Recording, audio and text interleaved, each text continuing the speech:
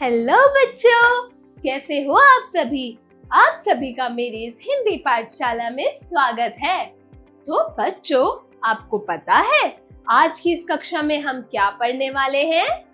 तो बच्चों, आज की इस कक्षा में हम बाल भवन की सैर पे जाने वाले हैं। तो चलिए मेरे साथ बाल भवन की सैर पर। अध्याय 10, बाल भवन की सैर। पत्र, अध्ययन से पूर्व। तो बच्चों, यहाँ पे आपको इस चित्र में क्या दिखाई दे रहा है? तो बच्चों, इस चित्र में जो बच्चे हैं वो चित्रकारी यानी कि पेंटिंग्स कर रहे हैं और यहाँ पर बैठे कुछ बच्चे क्ले से यानी कि चिकनी मिट्टी से कुछ ना कुछ चीजें बनाने का प्रयास कर रहे हैं और यहाँ पर बच्चे ट्रेन में घूमने जा रहे हैं। चित्र पहचानिए और बताइए कि यह कहाँ का चित्र है। यह चित्र कौन सी जगह का है, यह चित्र आपको पहचान कर बताना है। और आप कभी बाल भवन घूमने गए हैं? कोई भी आप में से कभी बाल भवन घूमने गया है? आपका वहाँ पे अनुभव कैसा था, ये आपको बताना है। इस पत्र का, इस सैर का मूल तत्व है कि बाल भवन में विभिन्न गतिविधियों के माध्यम से बच्चों की शारीरिक, मानसिक एवं सृजनात्मक क्षमताओं को बढ़ावा मिलता है, जिससे बच्चों में सहयोग, संप्रेषण, आत्मविश्वास की भावना का विकास होता है। तो चलिए अब हम बढ़ते हैं पत्र की ओर। तो यह पत्र लिखा गया है L43 नंदनगरी, जयपुर, राजस्थान से 29/6/2024 को। तो प्रिय सारिका, मुझे मालूम है कि तुम बड़े मजे से छुट्टियां बिता रही हो। तुम छुट्टियों में नृत्य सीख रही हो। यह बात बहुत अच्छी है। मैं जानती हूँ कि तुम इस बात के लिए जिज्ञासु रही हो कि बाल भवन में क्या क्या होता है। तो बच्चों, यह एक दोस्त अपनी दोस्त को, अपनी सखी के लिए यहाँ पर एक पत्र लिख रही है और वो यह उसको बता रही है कि वो जो जिज्ञासु है बाल भवन के अपने एक्सपीरियंस के बारे में, वो उसको बता रही है कि वो जब बाल भवन गई थी उसका कैसा अनुभव था। तो वो बोलती है कि तो सुनो, मैंने कल बाल भवन भ्रमण किया। यहाँ पूरे साल ही बच्चे चित्रकला और हस्तकला का अभ्यास करते रहते हैं। ग्रीष्म एवं शीतकालीन अवकाश में विशेष कार्यक्रमों का आयोजन किया जाता है, जैसे चित्रकला प्रदर्शनी, खेलकूद, नृत्य एवं कल्चर, शिल्पकला आदि यानी कल्चरल एक्टिविटी। बाल भवन भ्रमण पर मैंने देखा कि वहाँ गणेश उत्सव के उपलक्ष्य में प्रत्येक बच्चा अपने हाथों से बाल गणेश की मूर्ति बना रहा था। सच में बच्चों द्वारा बनाई गई इन प्रतिमाओं को बनाने का अपना ही आनंद था। प्रत्येक मूर्ति की अपनी एक अलग ही छवि थी। मूर्ति कैसी बनानी होगी, यह प्रश्न बच्चों को बिल्कुल परेशान नहीं कर रहा था। कुछ बच्चे ने मिट्टी का एक गोल आकृति बनाई और उसमें एक सूंड चिपका दी, बस बन गए उनके गणेश। सभी अपनी उम्र और कुशलता के अनुसार गणेश प्रतिमा में नाक, हाथ, पैर, लड्डू आदि जोड़ते चलते जा रहे थे। एक बच्चे द्वारा बनाए गए गणेश ने दाएं हाथ की उंगली में अपना मुंह बंद कर रखा था। एक बच्चे को गणेश के 4 हाथ चिपकाने में बहुत मुश्किल हो रही थी। अंत में उसने जमीन पर ही 4 हाथ चिपका दिए, फिर हर हाथ पर एक एक लड्डू रख दिया। उसने बड़ी सरलता से अपना हल ढूंढ लिया कि मुझे यह देखकर बहुत प्रसन्नता हुई कि यहाँ बच्चों की प्रतिभाओं को निखारने के अनेक अवसर उपलब्ध थे। बाल भवन के दक्षिण दिशा, कौन सी दिशा? दक्षिण दिशा में एक हॉल था जहाँ दही हांडी पढ़ के हर बच्चा एक एक मटकी रंगने का काम करता दिखा। बच्चों की ऊंचाई के अनुसार मटकियों को टांगा जा रहा था और इस बात का ख्याल भी रखा जाता था कि प्रत्येक बच्चे को मटकी फोड़ने का अवसर जरूर मिले। हाँ, अगर कोई बच्चा मटकी नहीं फोड़ पाता या नहीं फोड़े तो कम से कम उस पर वार तो अवश्य कर पाए, ताकि सभी बच्चे मटकी फोड़ने का आनंद उठा पाए। मजा दो गुना करने के लिए उन्होंने कुछ अन्य गतिविधियां भी की, जैसे पानी और कीचड़ का एक विशाल गड्ढा बनाया जाना, ताकि हांडी फोड़ने के दौरान सभी कीचड़ में जा गिरे। उनके हंसते चेहरों को देखकर मुझे बहुत खुशी मिली। और पता है कि दीपावली के दियों को रंगने, रंगोली बनाना, ग्रीटिंग कार्ड बनाना, मोमबत्ती बनाने का सारा काम बच्चे खुद ही कर रहे थे। बड़े लोगों को त्योहारों में कोई नवीनता भले ही ना दिखे, लेकिन बच्चों के लिए हर साल त्योहार एक नया जोश और उत्साह लेकर आता है। तुम भी तो हर त्योहार पर कुछ ना कुछ नया करती रहती हो ना। अपने मम्मी पापा को नमस्ते कहना, मीनू को मेरी तरफ से स्नेह देना, एक बढ़िया सा नृत्य वीडियो बनाकर मेरे लिए भेजना मत भूलना। तुम्हारी सहेली अंकिता। तो अंकिता ने यह पत्र अपना बाल भवन का अनुभव सुनाते हुए अपनी सहेली सारिका को लिखा था। चलिए अब कुछ शब्दों के अर्थ पढ़ना शुरू करते हैं, मतलब शब्दार्थ पढ़ते हैं। शब्दार्थ। अवकाश मतलब छुट्टी। नृत्य मतलब नाच। जिज्ञासु मतलब किसी बात को जानने की इच्छा रखना। भ्रमण मतलब घूमना। उत्सव मतलब पर्व या फिर मेला। हस्तकला मतलब हाथ की कला।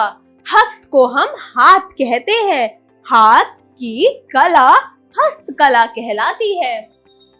प्रतिमा मतलब मूर्ति। उच्चारण करें। तो बच्चों, यहाँ पर आपको कुछ शब्द दिए गए हैं जिनका आपको सही सही उच्चारण करना है। तो चलिए मेरे साथ इन शब्दों को उच्चारित कीजिए। पहला शब्द है नवीनता। नवीनता। दूसरा शब्द है उत्साह। उत्साह। तीसरा शब्द है कार्यक्रमों। कार्यक्रमों। चौथा शब्द है आयोजन। आयोजन। अगला शब्द है छवि। छवि। छवि। तो बच्चों, यह थे कुछ शब्द जिनका आपको लगातार अभ्यास करना है, इनको उच्चारित बार बार कर कर। तो चलिए अब इस पाठ का जो पत्र हमने पढ़ा, इसका थोड़ा सा अभ्यास करते हैं, मतलब अभ्यास कार्य करते हैं। चलिए मेरे साथ अभ्यास कार्य शुरू कीजिए। अभ्यास कार्य। जरा बताइए। Speaking skills. प्रश्न 1, दिए गए प्रश्नों के उत्तर बताइए। तो बच्चों, यहाँ पर कुछ प्रश्न दिए गए हैं, इन प्रश्नों को आपको सही सही इसका उत्तर बताना है। तो पहला प्रश्न है कि सारिका को पत्र किसने लिखा था? वेरी गुड, सारिका की सहेली अंकिता। सारिका की सहेली अंकिता ने सारिका को पत्र लिखा था। ख, सारिका छुट्टियों में क्या सीख रही थी? Very good. तो बच्चों, सारिका छुट्टियों में नृत्य कला सीख रही थी। अगला है ग, अंकिता ने सारिका को किस जगह का अनुभव बताया? वेरी गुड, अंकिता ने सारिका को बाल भवन का अनुभव बताया। अंकिता ने सारिका को बाल भवन का अनुभव बताया। जरा लिखिए। Writing skills. प्रश्न 2, दिए गए प्रश्नों के उत्तर लिखिए। क, सारिका अपनी सहेली अंकिता से क्या जानना चाहती थी? तो बच्चों, सारिका बहुत इच्छुक थी अपनी सहेली अंकिता के बाल भवन, जब वो सैर के लिए गई थी, बाल भवन घूमने गई थी, तो उसका अनुभव वहाँ कैसा था, उसने वहाँ क्या क्या चीजें देखी, क्या क्या चीजें करी, उसका अनुभव जानना चाहती थी। ख, बाल भवन की यात्रा में बच्चे गणेश की प्रतिमा को किस प्रकार बना रहे थे। तो बच्चों, बाल भवन की यात्रा में जो बच्चे थे वो गणेश की प्रतिमा को यानी गणेश की मूर्ति को मिट्टी द्वारा हाथों से बना रहे थे। ग, दही हांडी के कार्यक्रम के लिए बाल भवन में बच्चों ने क्या किया। तो बच्चों, दही हांडी के कार्यक्रम के लिए बाल भवन में बच्चों ने क्या किया था। तो दही हांडी के कार्यक्रम में बच्चों ने दही की मटकी को लटकाकर, मतलब इतनी ऊपर दही की जो मटकी थी उसको लटका दिया और नीचे उन्होंने एक गड्ढा बनाया ताकि हांडी पर वार करे तो सभी चीजें उसमें जाके गिरे और हांडी को डंडे से तोड़ दिया। घ, प्रत्येक वर्ष त्योहार किस प्रकार नया जोश और उत्साह लेकर आते हैं, लिखिए। तो बच्चों, हर साल, हर वर्ष, प्रत्येक वर्ष त्योहार एक नया जोश और उत्साह लेकर आते हैं, लेकिन कैसे। नए नए दियों को, अक्सर दीपावली पे हम नए नए दियों को रंगते हैं, रंगोली बनाते हैं, सजावट करते हैं और आदि गतिविधियों के लिए बच्चे होते हैं, उनके लिए त्योहार एक नया उत्साह और जोश लेकर आते हैं प्रत्येक वर्ष। चलिए अब आगे बढ़ते हैं। जरा सोचिए, क्रिटिकल थिंकिंग। प्रश्न 3, बाल भवन की तरह और कौन सी ऐसी संस्था है जो शिक्षा मंत्रालय द्वारा बच्चों के समग्र विकास के लिए कार्यरत है। सोचकर उन संस्थाओं के नाम भी बताइए। तो बच्चों, जैसे बाल भवन एक संस्था है जो बच्चों को शिक्षा और हर तरह के विकास यानी समग्र विकास में कार्यरत है, तो उसके अलावा और ऐसी कौन सी संस्थाएं हैं जो शिक्षा मंत्रालय द्वारा समग्र विकास के लिए कार्यरत है। थोड़ा सोचिए, इस पर गूगल रिसर्च कीजिए और इसका जवाब अपनी अपनी नोटबुक्स में लिखिए। जरा भाषा पर गौर कीजिए। Language skills. प्रश्न 4, कला शब्द में प्रत्यय को जोड़ते हुए कुछ नए शब्द बनाइए। तो यहाँ आपको एक मूल शब्द दे रखा है कला। कला में आपको कुछ नए शब्द यानी कुछ नए प्रत्ययों को जोड़ना है। इनके बाद प्रत्यय अक्सर हर मूल शब्द के बाद जोड़े जाते हैं। तो इस मूल शब्द कला के पीछे आपको कुछ शब्द जोड़कर नया शब्द बनाना है। तो पहला क्या है, पहला शब्द हम जोड़ेंगे बाजी। तो कला बाजी। दूसरा शब्द है बच्चों कला नौर। कला नौर। इसमें हमने प्रत्यय नौर को जोड़ा तो बन गया कला नौर। तीसरा शब्द है कलाकंद। कलाकंद तो सबको ही पता है, यह एक तरह की मिठाई होती है सफेद रंग की जो बहुत ही क्रीमी टेस्ट में होती है। तो ये है कलाकंद। अगला शब्द है बच्चों कलात्मक। कलात्मक। इसमें हमने आत्मक शब्द को जोड़ा है तो कलात्मक बना। अगला प्रत्यय जोड़ेंगे हम कार तो बना कलाकार। उससे अगला क्या है प्रेमी। अगले शब्द में हम प्रत्यय जोड़ेंगे प्रेमी तो बना कला प्रेमी। तो बच्चों, यह थे कुछ नए शब्द जिनसे हमने कला मूल शब्द में प्रत्ययों को जोड़कर बनाया है। तो चलिए अब आगे बढ़ते हैं।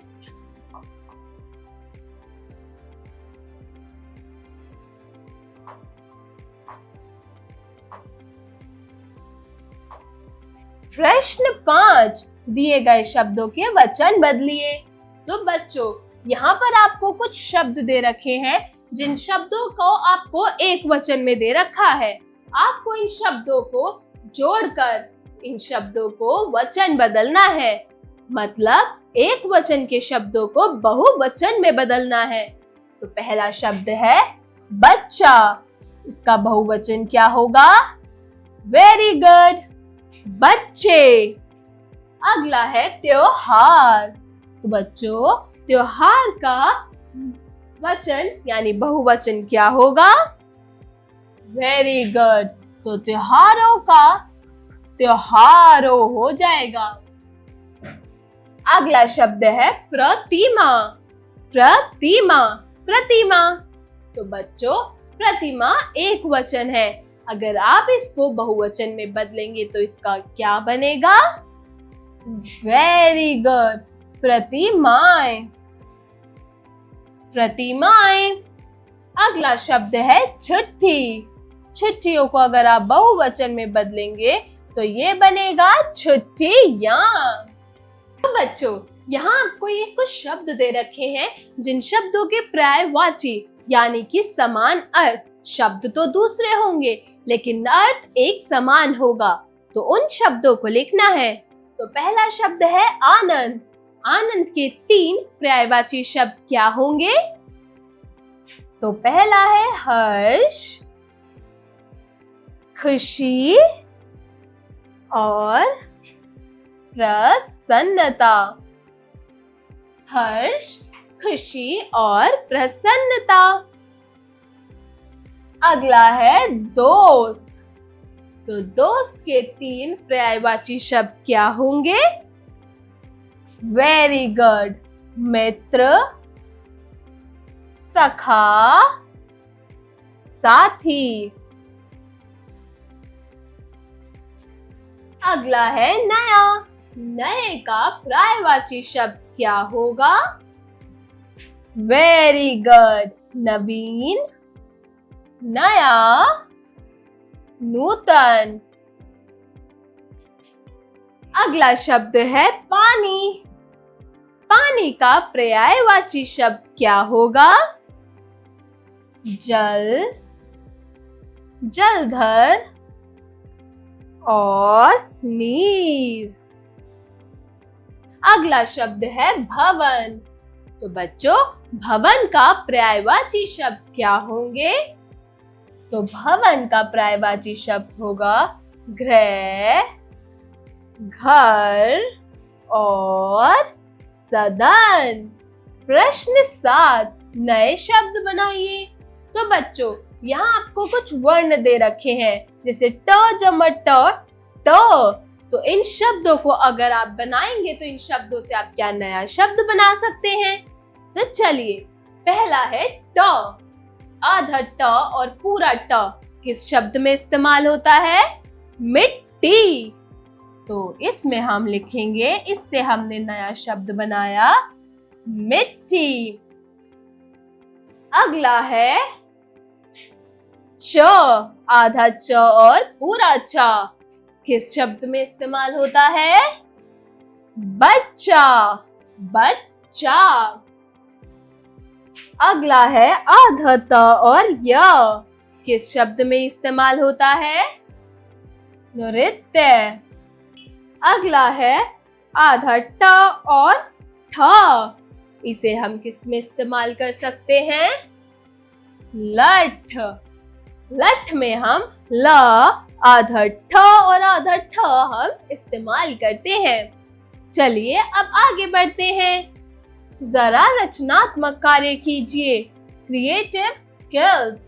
प्रश्न 8, आप अपनी छुट्टियों में क्या क्या काम करना चाहेंगे? अपनी कक्षा में इस पर चर्चा कीजिए। तो बच्चों, जैसे आप लोगों के गर्मियों की छुट्टी, सर्दियों की छुट्टियां पड़ती हैं, गर्मियों की छुट्टियां पड़ती हैं, तो आप अपनी छुट्टियों में क्या क्या काम करना चाहेंगे? कहाँ कहाँ घूमना चाहेंगे? आपको इसके ऊपर अपने मित्रों के साथ, अपने सहपाठियों के साथ चर्चा करनी है और इसका जवाब अपनी अपनी किताबों में लिखना है। अगला प्रश्न है, आप अपने मित्र या सहेली को किसी यात्रा के संबंध में बताते हुए एक पत्र लिखिए। किसी भी तरह की यात्रा जो आपने पहले की हो, कहीं की भी, उसमें आपका कैसा अनुभव था? आपने वहाँ क्या क्या चीजें देखी, क्या क्या चीजें पढ़ी, क्या क्या चीजें सुनी, कैसी क्या चीजें देखी, हर चीज का अनुभव बताते हुए अपने मित्र को, अपनी सहेली को एक पत्र लिखिए, जैसे अंकिता ने सारिका को लिखा था। जरा दिमाग लगाइए, ब्रेनस्टॉर्मिंग एक्टिविटी।